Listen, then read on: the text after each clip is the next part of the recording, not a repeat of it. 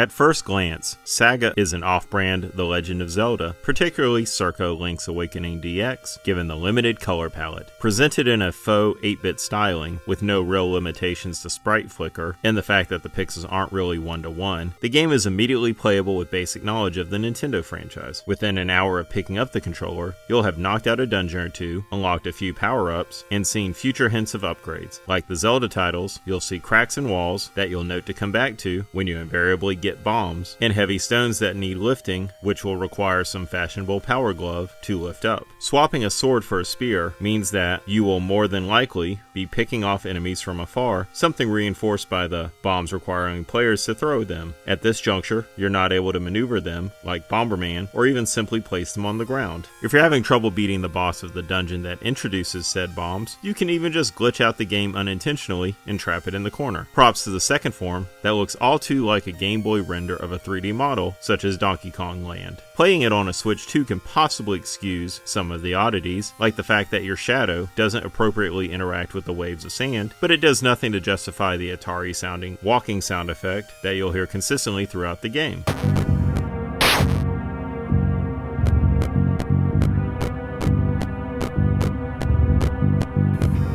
If Nintendo's remake of Link's Awakening strayed too far from the path, you may want to pick it up, but it remains the "we have McDonald's at home" of titles like this. Off-brand whimsy, like a mysterious room of very tall ducks, does not match the allure of what Takashi Tezuka would conjure.